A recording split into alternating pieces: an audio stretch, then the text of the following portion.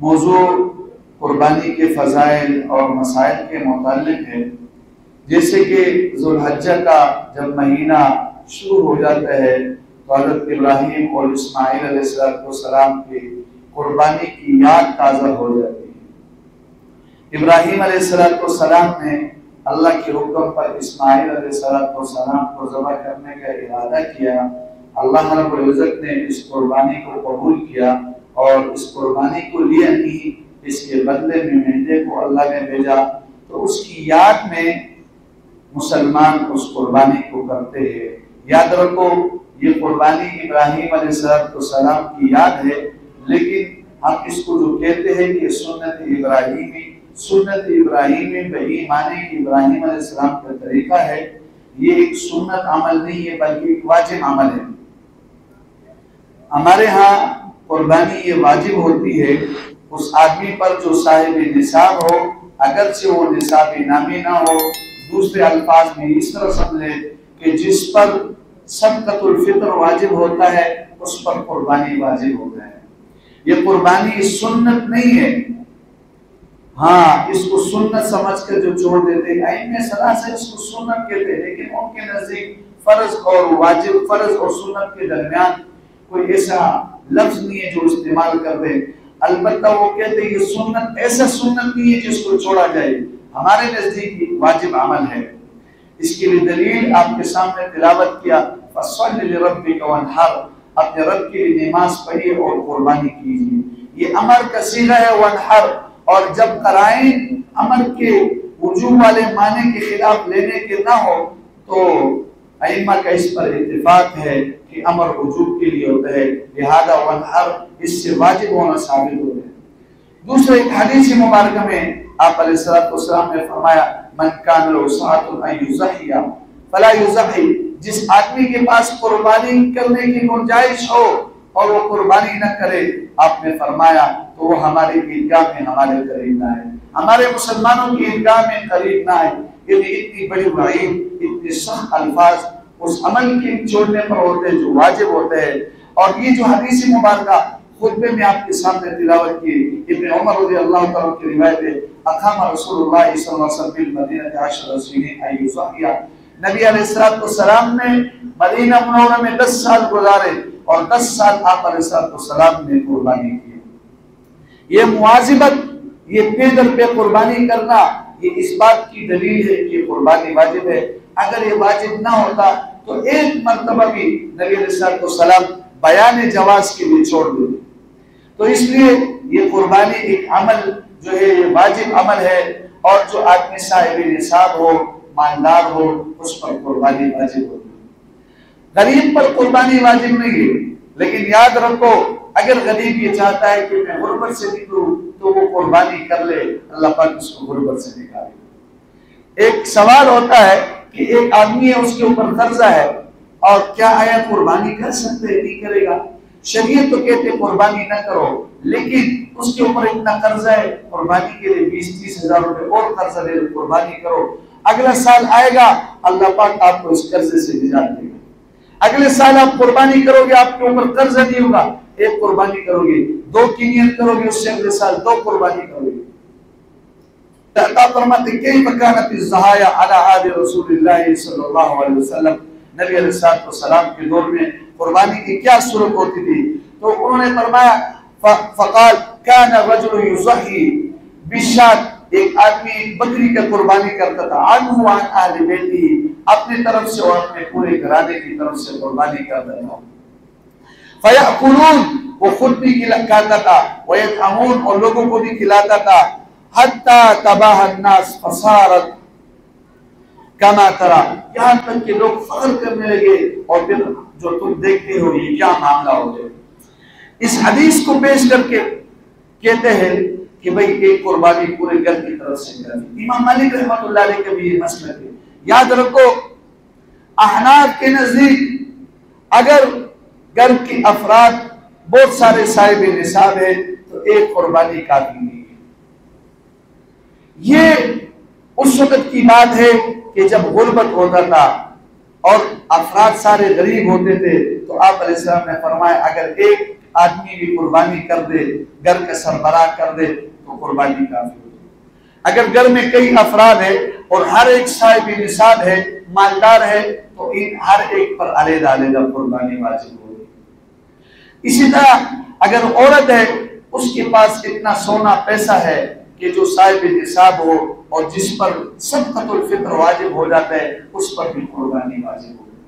وہ اگرچہ نہیں کرتے تو نہیں کرنے کا تو کوئی حل نہیں ہے، وہ تو ایک الگ مسئلہ ہے، لیکن شریعت یہ کہتی ہے قربانی۔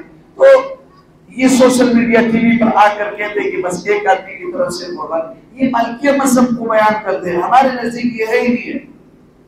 دوسرا ایک اور حدیث پیش کرتے ہیں، اور اس حدیث میں جو ہے وہ حدیث صحیح ہے، لہذا اس بات سے معلوم ہوتا ہے کہ نبی علیہ السلام کے دور میں جب غربت تھا تو آپ علیہ السلام فرماتے تھے کہ ایک قربانی جو ہے نا کیا ہے، کافی ہے۔ ایک حدیث مبارکہ میں آتا ہے، فرماتے ہیں کہ من کان له ساطر ولم يزحف فلا يقربن مصلانا، کہ جس آدمی کی گنجائش ہو اور وہ قربانی نہ کرے تو ہمارے عیدگاہ میں ہمارے نماز میں شریک نہ ہو۔ اس سے معلوم ہوتی ہے کہ سنت وہی ہے، لہذا اگر انسان کے اوپر اور قرضہ ہے تو قربانی کے لیے قرضہ اور بھی لے لے، اللہ پاک جو ہے نا ضائع نہیں کرے گا، اس کے بدلے میں اللہ پاک غربت کو مٹائے گا۔ اور ہمارا اس پر مجرب عمل ہے، آپ نیت کرو کہ میں اگلے سال 2 قربانی کروں گا، اللہ پاک 2 کی توفیق دے گا، اتنا اللہ پاک پیسے دے گا، پھر 4 کی کرو، 6 کی کرو، 7 کی کرو، جتنے قربانی کی نیت کرو گے اللہ پاک اتنے قربانی کا جو ہے نا موقع دے گا۔ حضرت علی رضی اللہ تعالیٰ عنہ سے مروی ہے، حضرت انیس فرماتے ہیں رأیت علی یضحی بکبشین، میں نے حضرت علی کو دیکھا کہ انہوں نے 2 قربانی کی، اور فقلت له ما هذا، میں نے کہا یہ کیا ہے، یہ تم نے 2 قربانی کیوں کی؟ فقال ان رسول اللہ صلی اللہ علیہ وسلم اوصانی ان اضحی عنہ، کہ مجھے رسول اللہ صلی اللہ علیہ وسلم نے یہ نصیحت کیا تھا، وصیت کیا تھا کہ میں ان کی طرف سے قربانی کروں، تو ایک قربانی میری طرف سے اور ایک نبی علیہ السلام کی طرف سے، فلا اضحی عنہ، میں نبی علیہ السلام کی طرف سے قربانی کروں۔ اس سے علماء یہ بات نکالتے ہیں، لکھتے ہیں اس حدیث کی تشریح میں کہ اپنے مردوں کی طرف سے قربانی کرنا جائز ہے۔ حضرت علی نے نبی علیہ السلام جب دنیا سے رخصت ہو گئے تو ان کی طرف سے قربانی کی۔ علماء یہ بھی لکھتے ہیں کہ مردے کے لیے صدقہ کرنا، ویسے عام صدقہ کرنا، گوشت صدقہ ویسے کرنا، اس سے زیادہ فضیلت اور زیادہ ثواب اس بات میں ہے کہ اس کی طرف سے قربانی کرو۔ اور علماء لکھتے ہیں کہ وہ سارا کا سارا گوشت خود بھی رکھ سکتے ہیں، لیکن نیت قربانی کی ہوتی ہے۔ تو ہمارے اقربا والدین کتنے ہمارے اوپر خرچ کرتے ہیں، دنیا میں ہمارے لیے کماتے ہیں، اور جب دنیا سے رخصت ہو جاتے ہیں تو پھر ایک قربانی بھی نہیں کرتے، ان کو بھول جاتے ہیں۔ اور ایسے بھی سال پر کتنے ہم پیسے خرچ کرتے ہیں، اس کام میں لگا لے، اس میں چھوٹی موٹی بات ہوتی ہے، بچوں کے لیے موبائل لے لیتے، کم سے کم موبائل 30,000 کا، لیکن ایک قربانی جو باپ نے جس بچے کے لیے کتنے قربانی کی، اس کے لیے قربانی نہیں کر سکتے۔ لہذا قربانی کرنا چاہیے اپنے لیے بھی اور اپنے اقربا کے لیے بھی۔ نابالغ اولاد کی اس کے ذمہ نہیں، اگرچہ وہ مالدار ہے، بیوی کی قربانی اس کے اوپر نہیں ہے، اگرچہ بیوی غریب ہے لیکن اگر بیوی مالدار ہے تو پھر وہ اپنے آپ کی طرف سے خود قربانی کرے۔ اور حدیث مبارکہ میں آپ علیہ السلام نے فاطمہ سے کہا، اے فاطمہ جب تمہاری قربانی ہو تو قربانی کی جگہ آ کے کھڑی ہو جائے۔ اس سے معلوم ہوتا ہے کہ نبی علیہ السلام کے دور میں عورتوں نے بھی قربانی کی۔ حضرت انس رضی اللہ تعالی عنہ سے حدیث مبارکہ مروی ہے، وہ فرماتے ہیں کہ رسول اللہ صلی اللہ علیہ وسلم نے بکبشین املحین اقرنین، ضحى بکبشین املحین اقرنین، نبی علیہ السلام نے 2 مینڈوں کی چت کبرا یعنی سفید اور سیاہ مینڈے کی قربانی کی جو سینگدار تھے۔ ذبحہما بیدی، آپ علیہ السلام نے خود اپنے ہاتھ سے ذبح کیا، وسمى وکبر، بسم اللہ پڑھا اور تکبیر پڑھا۔ اس حدیث سے یہ بات معلوم ہوتی ہے کہ قربانی کو خود اپنے ہاتھ سے ذبح کرے، اگر خود نہیں کر سکتے تو پھر کسی اور ایماندار آدمی کے ہاتھ سے ذبح کرے، اور بسم اللہ اللہ اکبر، ایک روایت کے اندر بسم اللہ واللہ اکبر پڑھے، اور ایک روایت کے اندر یہ دعا آتی ہے انی وجہت وجہی للذی فطر السماوات والارض حنیفا وما انا من المشرکین، اور ان صلاتی و نسکی و محیای و ماتی للہ رب العالمین. آپ علیہ السلام نے پھر اللہ کا نام بسم اللہ اللہ اکبر، اور آپ نے فرمایا من کا ولکا، یا اللہ یہ قربانی تیری رضا کے لیے، تو اپنے دربار میں اس کو قبول کر لے. عن محمد وعن امتی ہی، آپ علیہ السلام نے فرمایا یہ محمد اور ان کی امت کے لیے بھی قربانی کی، امت پوری امت کو اس ثواب میں شریک کی. اس حدیث سے علماء لکھتے ہیں کہ ثواب میں شریک ہو سکتے ہیں، کئی لوگوں کی ثواب کی امید کر سکتے ہیں، لیکن قربانی ایک آدمی کی طرف سے ہوگی. آپ علیہ السلام نے امت کے لیے قربانی کی. حدیث مبارکہ میں آتے ہیں واضحاً، آپ علیہ السلام نے اپنے ہاتھوں کو ان کو جب لٹایا مینڈے کو، واضحاً قدمہ علی صفاہہما، اس کے پہلو پر اپنے قدم رکھا، ایک ہاتھ سے مینڈے کا سر پکڑا اور دوسرے ہاتھ سے ضرب کیا. وَيَقُولُ بِسْمِ اللَّهِ وَاللَّهُ أَكْبَرُ، اور آپ علیہ السلام نے اس طرح پڑھا بسم اللہ اللہ. اگر یہ باقی گواہ نہ آتا ہو تو انسان کم از کم بسم اللہ اللہ اکبر پڑھ کے ذبح کرے. دوسری حدیث مبارکہ میں آتا ہے، آپ علیہ السلام نے فرمایا لا تذبحوا الا مسنّا، آپ ذبح مت کرو مگر اس جانور کو جو مسنّا. مسنّا یعنی جس کا عمر بکری میں 1 سال ہو، اور اگر بیل اور بینسا اور گائے میں اس کی عمر 2 سال ہو، 2 سال سے 1 دن اوپر ہو، یا پورے 2 سال 1 دن بھی کم نہ ہو، اور اونٹنی میں اس کی عمر 5 سال. ان چیزوں پر قربانی کرنا جائز ہے. بکرا بکری، دمبا بیل اور بینسا کٹا، بیل اور گائے اور اونٹ اور اونٹنی، ان چیزوں پر قربانی کرنا جائز ہے. اور اسلام نے فرمایا الا ان یعصر عنکم، اگر مسنہ نہ ہو، تمہارے لیے مشکل ہو، فجزع، تو پھر جزا یاد رکھو، اس بیل یا بیل دمبے کو کہتے ہیں جس کی عمر 6 مہینے یا 6 مہینے سے اوپر ہو. لیکن اگر ان کو باقی بیل اور دمبے میں چھوڑا جائے جن کو عمر سال ہوتا ہو، اس میں وہ نمایاں نظر آتا ہو یا مثال کا نظر آتا ہو، تو اس بیل اور دمبے پر بھی قربانی ہو جاتی ہے. لیکن وہ کیا ہو، اتنا بڑا ہو کہ وہ سال کا نظر آتا ہو، ورنہ باقی جو ہے نا بکرا اور بکری میں سال سے 1 دن بھی کم ہے تو اس پر قربانی ہوگی. یہ سال کی مدت آپ علیہ السلام نے اس لیے فرمایا کہ جوان ہو، اور بکرا بکری اس وقت جوان ہو جاتا ہے جب اس کی عمر سال ہو جاتے ہیں، دانت گرا دیتے ہیں، بے شک دانت گرائے ہوں. حضرت جابر رضی اللہ تعالیٰ سے مروی آپ علیہ السلام نے فرمایا البقرۃ عن 7، کہ گائے 7 آدمیوں کی طرف سے کافی ہے. تو عن 7 یعنی گائے اور اونٹ میں 7 آدمی شریک ہو سکتے. یہ ایک اور مسئلہ ہے کہ آیا کتنے آدمی قربانی میں شریک ہو سکتے. دمبا بیل بکرا بکری یہ ایک آدمی کے لیے، اور بیل گائے اونٹ اور بینسا اس میں 7 آدمی شریک ہو سکتے ہیں. اس سے زیادہ شریک نہیں ہو سکتے، اس سے کم ہو سکتے 6 5 4. اور یاد رکھو بینس اور بینسا اس پر بھی قربانی کرنا جائز ہے، یہ حلال جانور ہے اور یہ اجماع امت سے ثابت ہے. ایک اور حدیث مبارکہ میں حضرت علی رضی اللہ تعالی عنہ سے مروی فرماتے ہیں امر رسول اللہ صلی اللہ علیہ وسلم ان نستشرف العین، رسول اللہ صلی اللہ علیہ وسلم نے ہمیں حکم کیا کہ قربانی کے جانور کی آنکھوں کو خود دیکھو، والاذن اور کانوں کو دیکھو، ولا یزحی بمقابلۃ ولا مدابرۃ. آپ علیہ السلام نے فرمایا اس جانور کو قربانی مت کرو جو اس کا کان اور وہ پیچھے سے پٹا ہو یا آگے سے پٹا ہو یا اس میں سوراخ ہو، ولا شرقا ولا خرقا، یا اس کی لمبائی میں کٹا ہو یا چوڑائی میں کٹا ہو. اگر جانور ایسے ہیں جس کی کان پیدائشی طور پر نہیں ہے، پیدائشی طور پر کان نہیں ہے، تو اس کی قربانی کرنا جائز نہیں ہے. اگر ہے چھوٹے چھوٹے تو پھر قربانی جائز ہے. کان میں سوراخ ہے، پٹا ہوا ہے، لمبائی چوڑائی میں آگے پیچھے، تو اگر وہ تہائی سے زیادہ ہے تو پھر قربانی جائز نہیں ہے. اگر اس سے کم ہے تو قربانی کرنا جائز ہے. حضرت علی رضی اللہ تعالیٰ عنہ سے ایک اور حدیث مبارکہ مر گئی، آپ علیہ السلام کے بارے میں فرماتے ہیں نہا رسول اللہ صلی اللہ علیہ وسلم ان نضحی بآذم القرن والاذن، نبی علیہ السلام نے منع فرمایا اس جانور کی قربانی سے کہ جس کے سینگ ٹوٹے ہو یا کان ٹوٹا ہو۔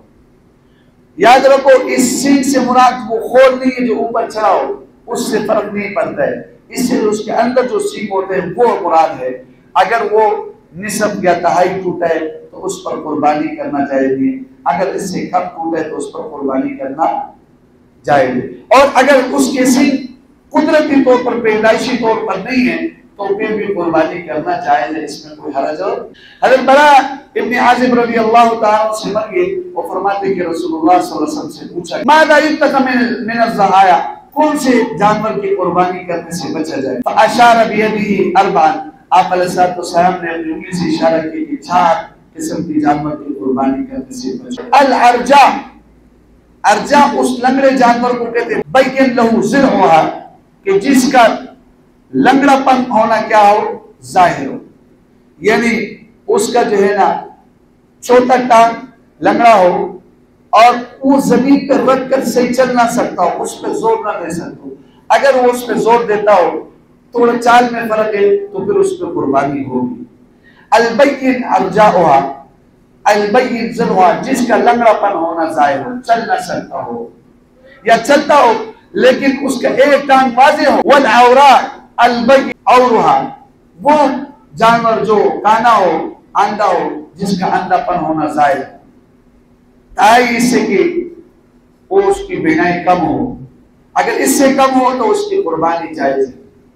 والمریلا ای البین مرضھا، وہ بیمار جانور جس کا مرض واضح ہو، ظاہر ہو، اتنا کہ وہ گھاس نہ کھا سکتا ہو تو اس کی قربانی کرنا بھی جائز ہے، اس سے بچو۔ والعجفا، وہ جانور جو اتنا دبلا پتلا کمزور ہو، التی لا يمشي، وہ جس کا گودا نظر آ رہا ہو، جس کے نلیوں میں وہ گھی نہ ہو، ایسے جانور کی قربانی کرنا بھی جائز نہیں ہے۔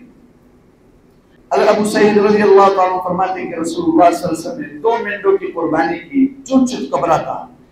ایک حدیث میں آتا ہے یأکل بسواد ویمشی بسواد، کہ وہ کاٹا تھا تو سیاہی میں، اس کا منہ کیا کالا تھا اور پاؤں کالے تھے، اور جو بیٹھنے کی جگہ تھا وہ بھی کالا تھا، جیسے جانور بیٹھتے ہیں تو وہ ایک سیٹ لگاتے ہیں، باقی سفید تھا، جس کو چت کبرا کہتے ہیں۔ یہ اتفاقی طور پر آپ علیہ السلام کو ملا، لہذا یہ کوئی ضروری نہیں ہے۔ فَإِنْ، وہ جانور آپ علیہ السلام نے جو قربانی کیا تھا وہ خسی نہیں تھا، یعنی خسی کے بغیر، اور ایک حدیث میں خسی کا بھی ذکر آتا ہے، تو وہ خسی جانور اس لیے آپ علیہ السلام نے ترجیح دی کہ اس کا گوشت میٹھا ہوتا ہے۔ اور اس حدیث مبارکہ سے یہ بھی معلوم ہوتا ہے کہ وہ جانور موٹا فربا ہو، خوبصورت ہو، لہذا خوبصورت جانور کی قربانی کرنا چاہیے۔ علماء لکھتے ہیں اگر ایک جانور دبلا پتلا کمزور ہے، خوبصورت نہیں ہے، 2 قربانی کرے 2 جانوروں کی، اس سے ایک جانور کی قربانی کرنا افضل ہے جو خوبصورت ہو، موٹا تازہ ہو۔ موٹے تازے سے مراد یہ نہیں ہے کہ وہ صرف گوشت بھی عمدہ ہو۔ آپ علیہ السلام نے فرمایا کہ اپنے جانور کو خوب کھلاؤ پلاؤ، خوب موٹا تازہ۔ ان جانوروں کی بہت بڑی فضیلت ہے۔ حضرت عائشہ رضی اللہ تعالی عنہ سے مروی ما عمل ابن آدم من عمل یوم النحر احب الى اللہ، ابن آدم کا کوئی اتنا بڑا عمل اس کے علاوہ اللہ کو محبوب نہیں ہے جو قربانی کے دن اللہ رب العزت کے نزدیک جو قربانی کرنا ہے۔ من احراق الدم، خون کا بہانا، قربانی کے جانور کا ذبح کرنا اللہ کے نزدیک بہت پسندیدہ عمل۔ وَإِنَّهُ لَيَأْتِي يَوْمَ الْقِيَامَةِ بِقُرُونِهَا وَأَزْلَافِهَا، یہ جانور قربانی کا جو جانور ہے یہ ضائع نہیں ہوتے بلکہ اس کی سینگ جو چیزیں کام اور فائدے کے لیے ہیں اس کے پٹے یہ بھی قیامت کے دن اللہ رب العزت نیکیوں کی اعمال میں تولے۔ ان الدم لا يقع من اللہ بمکان، کہ یہ جو خون کسی جگہ پر گرتا ہے قبل ان یقع، خون گرنے سے پہلے اللہ تعالیٰ اس کے گناہ کو معاف کر دیتے ہیں۔ فَتِيبُوا بِهَا نَفْسًا طَيِّبًا، آپ علیہ السلام نے فرمایا خوشی کے ساتھ قربانی کرو، خوشی کے ساتھ قربانی۔ اس حدیث مبارکہ سے یہ بات معلوم ہوتی ہے کہ اللہ رب العزت کے نزدیک ان ایام میں سب سے پسندیدہ عمل قربانی کی جانور کا ذبح کرنا ہے۔ اور صحابہ نے پوچھا یا رسول اللہ هذه الاضاحی، یہ قربانی کیا ہے؟ آپ علیہ السلام نے فرمایا سنت ابیکم ابراہیم، تمہارے باپ ابراہیم علیہ السلام کا سنت طریقہ ہے۔ ما لنا بهذه، صحابہ نے کہا رسول اللہ اس میں کیا ملے گا؟ آپ نے فرمایا کہ اس پر ہر بال بكل اشارت حسنہ، ہر بال کے بدلے میں دینے کی ملے گا۔ صحابہ نے کہا قالوا فالصوف، اون جس کے بال تو کوئی گن بھی نہیں سکتے، كل اشارت من الصوف حسنہ، ہر بیر دمبے اس کی ہر بال کے بدلے میں اللہ پاک نے کی دے گی۔ اور ایک حدیث مبارکہ میں آپ علیہ السلام نے فرمایا یہ قربانی کا جو جانور ہے یہ قیامت کے دن پل صراط پر انسان کو پار کرنے کا ذریعہ بنے گا۔ وَإِن مِّنكُمْ إِلَّا وَارِدُهَا، قرآن فرماتے ہر ایک آدمی نے اس پل صراط کے پل کے اوپر جانا ہے۔ كَانَ عَلَىٰ رَبِّكَ حَتْمًا مَقْضِيًّا، یہ آپ کے رب کی طرف سے اٹل فیصلہ ہے، لہذا یہ ہمارے آخرت کے لیے بہت بڑا نفع ہے، یہ اللہ کا حکم ہے۔ اور یہ ایک ملکوتی صفات انسان کے اندر پیدا ہو جاتا ہے اور حیوانیت ختم ہو جاتی ہے، اور یہ صدقہ کر کے غرباء اور غریب لوگوں کے لیے ہمدردی ہوتا ہے اور ان کے ساتھ ایک قسم کا تعاون کرنا ہوتا ہے۔ انسان اپنے ہاتھ سے جب جانور ذبح کرتا ہے تو گویا اپنے نفس کا تزکیہ کرتا ہے اور اپنے نفس کی مخالفت کیے نفس کو ذبح کرتا ہے، اس کو اپنے قابو میں کرتا ہے۔ اور یہ کفر کے عقیدے پر رد کرنا ہے، چونکہ کافر لوگ جو ہے نا وہ جانوروں کی پرستش کرتے ہیں اور مسلمانوں کو حکم ہے کہ ان کو ذبح کریں۔ یہ ایک ملتی وحدت کا ایک مظاہرہ کرنا ہے کہ سب مسلمان ایک دن میں اللہ کے حکم سے اس قربانی کو کرتے ہیں۔ اور اس میں کفار کے اوپر بھی رد ہے، کفار سے فرق معلوم ہوتے ہیں، وہ اس لیے کہ مسلمان اللہ کے نام پر ذبح کرتے ہیں اور کفار جو ہے نا بتوں کے لیے ذبح کرتے ہیں۔ اس سے بات معلوم ہوتی ہے کہ اگر انسان کے پاس اگر قربانی اس کے اوپر واجب نہیں بھی ہے تو ان ثواب کو دیکھا جائے تو اس ثواب کے بنا پر انسان کو چاہیے کہ وہ قربانی کرے۔ کتنا بڑا اللہ پاک نے اجر رکھا ہے۔ شریعت مطہرہ ایسی چیز کا حکم نہیں دیتا جس میں انسانوں کا فائدہ نہ ہو، کیونکہ اللہ کی ذات حکیم ذات ہے، وَفِعْلُ الْحَكِيمِ لَا يَخْلُو عَنِ الْحِكْمَةِ، اور حکیم ذات کا کوئی فعل بھی حکمت سے خالی نہیں ہوتا۔ یہ تو اللہ کا شکر ہے کہ اللہ پاک نے اپنے اولاد کو ذبح کرنے کے بجائے قربانی مینڈے کے شکل میں تبدیل کر دیا۔ اگر اپنے اولاد کو ذبح کرنا ہوتا تو پھر کیا؟ اور لن تنالوا البر حتى تنفقوا مما تحبون، اللہ رب فرماتے تم نیکی کے درجے تک اس وقت تک نہیں پہنچ سکتے ہو جب تک اپنے محبوب چیز کو ذبح نہ کرو، خرچ نہ کرو، صدقہ نہ کرو۔ علماء خود اس آیات پر عمل کرنے کے لیے وہ جانوروں کو پہلے زمانے میں پالتے تھے، ان کو کھلاتے تھے، پلاتے تھے، ان سے محبت کرتے، یہاں تک کہ مانوس ہو جاتے، پھر جس دن ذبح کرتے تو جانور بھی روتا اور جو ذبح کرنے والا ہوتا وہ بھی روتا، کیونکہ اس کی محبوب چیز ہو جاتی۔ آج ہماری محبوب چیز پیسہ ہے، اس کے لیے سب کچھ کرتے ہیں، قربانی کرتے ہیں، سب کچھ کرتے ہیں، تو اس پیسے کو ہم اللہ کے رضا میں خرچ کریں تو یہ اب تب نیکی کی درجات تک پہنچے۔ اس قربانی کو معمولی عمل سمجھ کے نہ چلو، یاد رکھو جس کی گنجائش نہیں بھی ہوتی ہے اللہ کا نام لے کر قربانی کرے، قرضہ لے لے، اگلے سال دیکھو اللہ پاک تمہیں قرضے سے نجات دے۔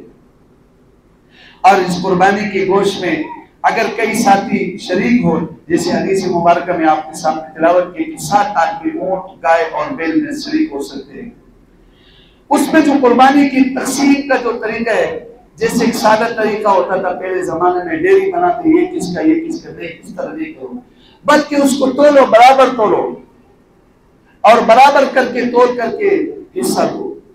اس قربانی کی گوشت کے بارے میں ایک حدیث مبارکہ بڑی مشہور ہے، گردش کرتی ہے کہ نبی علیہ السلام نے منع فرمایا کہ 3 دن سے اوپر قربانی کی گوشت کو نہ رکھو۔ یاد رکھو یہ اس وقت کی بات تھی، حدیث مبارکہ میں آتے جب غربت ہوتی تھی، آپ علیہ السلام نے اس لیے کہا کہ جو غریب صحابہ ہے ان کے پاس بھی گوشت چلا جائے، جب منع ہوگا کہ 3 دن سے اوپر نہ رکھو تو پھر لوگ نکال دیں گے، آج کل تو فریج کا دور ہے، تو غریب کا حق تو مارا گیا، لیکن اگر کوئی آدمی کل پشیمان ہوتا ہے کہ میں نے غلطی کی ہے، لوگوں کو سارا گوشت دے دیا، تو وہ اپنے لیے رکھ لے۔ پشیمانی سے بچنے کے لیے یا کسی اور کے ہاتھ پلائے گا یا اس کے بچے روئیں گے تو اس کے لیے جائز ہے کہ جتنا گوشت رکھنا چاہتے ہیں تو رکھ لے، کوئی حرج نہیں۔ اگر اس کی 3 حصے کرتے تو بہتر طریقہ ہے، سب سے بہتر طریقہ ہے۔ ایک حصہ اپنے لیے، ایک حصہ غریب غربا کے لیے، اور ایک حصہ جو اپنے رشتہ داران ہے غریب۔ اس قربانی کے گوشت میں یہ بھی احتیاط کرنا چاہیے، مخبرن کو پیچھے جانا کہ فلانا کہے کہ ہم نے جو ہے قربانی کی ہے، اس نے 6 بیل ذبح کیا ہوگا، پھر بھی وہ گوشت اس کے گھر پہ بھیج دیں۔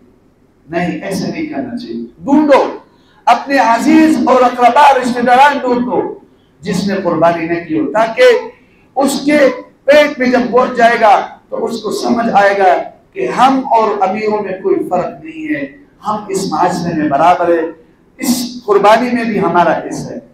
اور یہ قربانی یہ جانوروں کا ایک شکر ہے، جیسے بدن کا شکر نماز ہوتا ہے، مال کا شکر زکوٰۃ ہوتا ہے، اور قوت کا شکر جہاد ہوتا ہے، تو اس طرح جانور کا جو شکر ہے وہ کیا ہے؟ وہ قربانی کرنا ہے۔ لہذا قربانی کرنا چاہیے، اور اگر انسان کی گنجائش زیادہ ہے تو اپنے اقربا رشتہ داران، والدین ہے، بھائی ہے، ان کے لیے جو قربانی کرے اس کا اجر ضرور پہنچتے ہیں۔ کچھ لوگ یہ اعتراض کرتے ہیں کہ بھئی ان کی طرف سے قربانی نہیں ہوتی، تو حضرت علی رضی اللہ عنہ کے جو ارشاد آپ کے سامنے تلاوت کیا، حضرت علی رضی اللہ تعالیٰ نبی علیہ السلام کی قربانی کیا، تو کیا حضرت علی نے غلط فعل کیا؟ نہیں، حضرت علی رضی اللہ تعالیٰ عین شریعت کے مطابق عمل کیا۔ تو ہم کون سے بات کی ہوئی ہے کہ ہم کہتے ہیں کہ ہمارا ثواب پہنچتا ہے، بلکہ عام صدقہ خیرات کرنے سے زیادہ ثواب پہنچتا ہے۔ اور قربانی کے جانور کو خوب اپنے ہاتھوں سے کھلاؤ پلاؤ، اور نمور اور ریاکاری کے لیے قربانی کے جانور کو مت لاؤ۔ جیسے ابو ایوب انصاری رضی اللہ تعالیٰ عنہ کا کہ ابھی فخر کا زمانہ آ گیا، یہ فخر اور ریاکاری 2 قسم کے ہوتے ہیں۔ ایک تو یہ ہے کہ انسان کئی قربانی کرے، اس پہ لوگوں کو دیکھو میں تو اتنے بیل ذبح کیے۔ ایک یہ ہے کہ قربانی یہ ایک کرے لیکن لوگوں کو دکھانے کے لیے کرے۔ اللہ تعالیٰ سب کو صحیح طور پر قربانی کرنے کی توفیق نصیب فرمائے، اور اللہ پاک صحیح مسائل سمجھنے کی توفیق نصیب فرمائے۔ وآخر دعوانا